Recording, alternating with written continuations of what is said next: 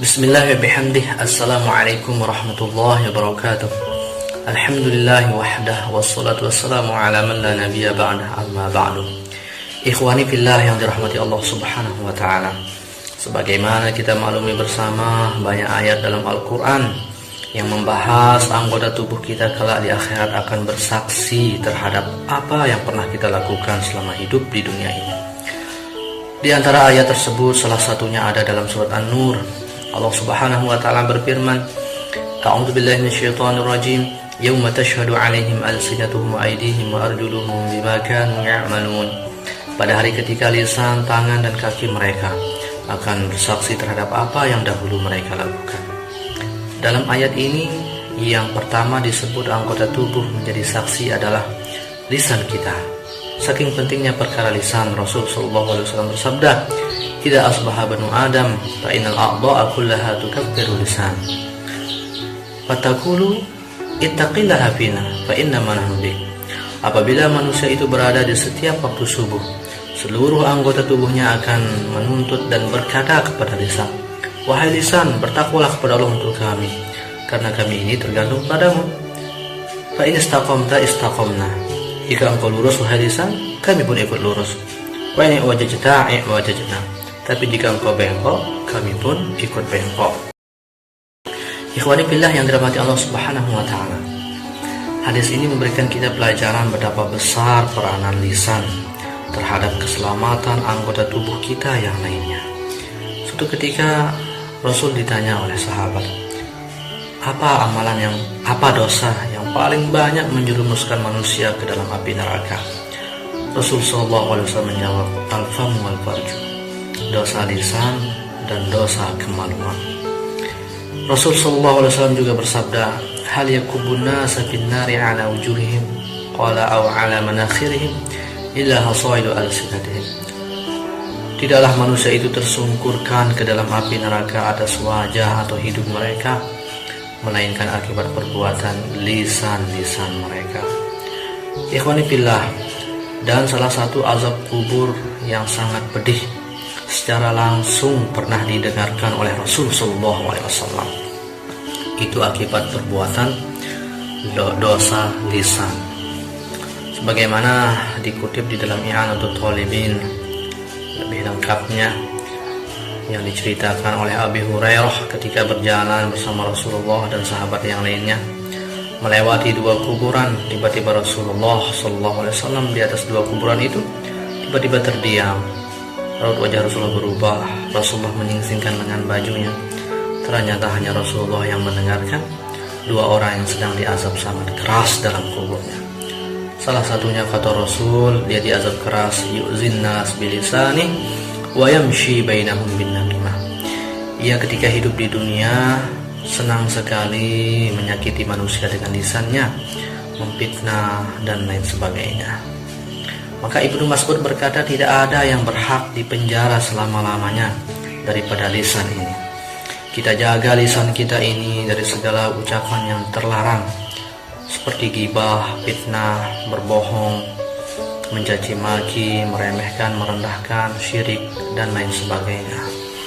Karena apabila kita tidak menjaga lisan ini, maka dosa yang dilakukan oleh lisan ini bisa menghancurkan amal ibadah kita. Ada sebuah hadis yang cukup panjang dalam Al-Arba'in An-Nawawiyah. Seorang sahabat, Mu'az bin Jabal, bertanya kepada Rasulullah, "Hai Rasulullah, beritahukan aku amalan yang memasukkanku ke surga dan menjauhkanku dari api neraka." Rasulullah SAW kemudian menjawab, amalan-amalan wajib diantaranya isi daripada rukun Islam. Kemudian Rasul juga menambahkan yang sunnah-sunnah seperti sedekah dan sholat malam. Kemudian di akhir-akhir hadis Rasulullah SAW mengatakan, "Ala ukhbiruka bimalaki dzalika kulli?" Wahai Mu'az, maukah engkau kutunjukkan kunci dari semua itu? Maknanya adalah kunci agar amalan wajib sunnah yang tadi tidak hilang. Mu'az berkata, "Tentu wahai Rasulullah." Rasulullah kemudian memegang lisan beliau dan berkata, "Kuffa alaika haza." Jaga baik-baik ini. Jaga baik-baik lisan ini. Ikhwani fillah yang dirahmati Allah Subhanahu wa taala. maka sungguh keberuntungan yang sangat besar yang akan diperoleh oleh setiap hamba Allah yang muslim, yang beriman, apabila ia berusaha menjaga lisannya. Sahabat bertanya, "Man najatu ya Rasulullah?" Apa keberuntungan atau kesuksesan itu wahai Rasulullah? Rasulullah menjawab, kesuksesan yang pertama adalah amsik alaika lisanak. Kau jaga baik-baik lisanmu, jaga baik-baik ucapanmu. Sesungguhnya keberuntungan yang tidak bisa kita hitung, keistimewaan yang sangat besar yang tidak akan bisa kita hitung, yang Allah akan berikan kepada hamba-hambanya yang mau berusaha menjaga lisannya dari ucapan yang tidak dibenarkan agama.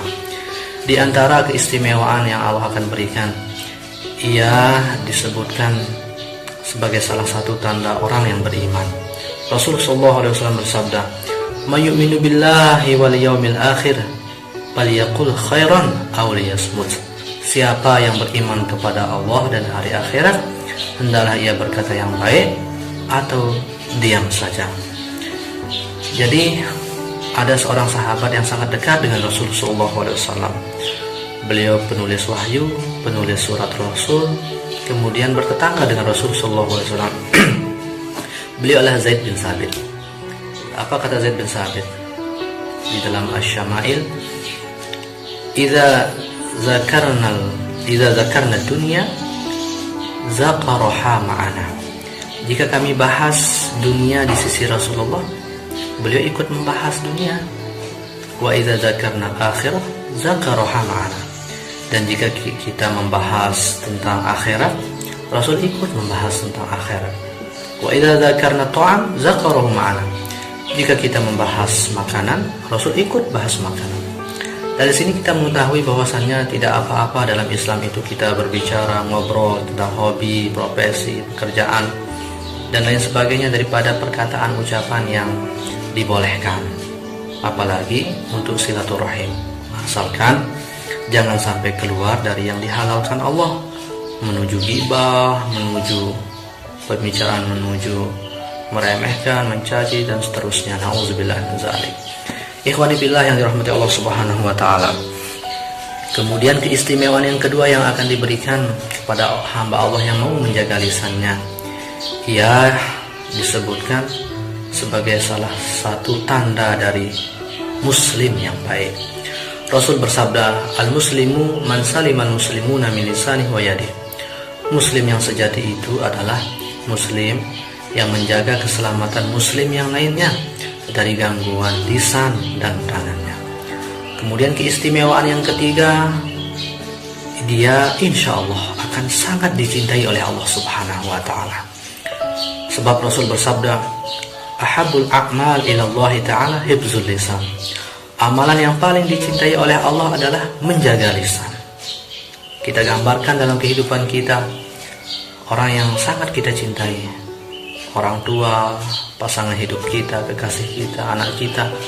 Ketika kita tahu beliau-beliau itu misalnya kesukaannya itu adalah buah apel misal, kita akan berusaha mendapatkan buah apel itu. Bahkan kita jadikan surprise, karena kita tahu itu kesukaan keluarga kita. Nah, ini kita tahu bahwasannya yang sangat dicintai oleh Tuhan kita, memberikan kita kehidupan, kekuatan, rezeki, perlindungan, surga, dan sebagainya. Allah, Tuhan kita, sangat senang dengan amal-amal soleh. Maka kita pun sebagai tanda cinta kita kepada Allah sangat senang melakukan amal soleh itu. Salah satu yang sangat dicintai, bahkan kata Rasul, amalan yang paling dicintai adalah menjaga lisan. Maka sebagai tanda cinta kita kepada Allah Subhanahu wa ta'ala, dengan senang hati kita berusaha untuk menjaga lisan kita.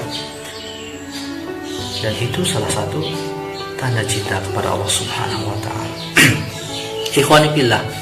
Kemudian keistimewaan yang ketiga yang Allah akan berikan, yang keempat yang Allah akan berikan kepada hamba-hambanya yang mau menjaga lisannya, insya Allah dia dijamin masuk ke dalam surga. Karena Rasulullah SAW bersabda, "May yadman li ma baina lahyaihi wa ma baina rijlaihi adman lahu al-jannah." Kata Rasul, siapa yang menjamin bisa menjaga lisannya dan kemaluannya, maka aku jamin dia masuk ke dalam surga, kata Rasul. Tentunya dengan tidak kita meninggalkan perintah-perintah Allah yang lainnya, kewajiban-kewajiban yang lainnya. Sungguh keistimewaan yang luar biasa, dan masih banyak keistimewaan yang lainnya yang tentunya tidak bisa kita hitung. Ikhwani billah, maka mudah-mudahan saya khususnya dan kita semua bisa menjaga lisan kita sehingga amal ibadah kita mudah-mudahan diterima oleh Allah. Kemudian keistimewaannya tetap kita mendapatkan rahmat Allah Subhanahu wa taala, dan kita bisa menjaga segala daripada yang dihalalkan oleh Allah kita kerjakan, yang diharamkan oleh Allah kita jauhkan sejauh-jauhnya. Tentunya dengan senantiasa mengharapkan ridho dan pertolongan oleh Allah Subhanahu wa taala, memperbanyak doa. Banyak kekurangan mohon dimaafkan. Wallahul muwaffiq wal hadi ila sabilir rasyad. Wassalamualaikum warahmatullahi wabarakatuh.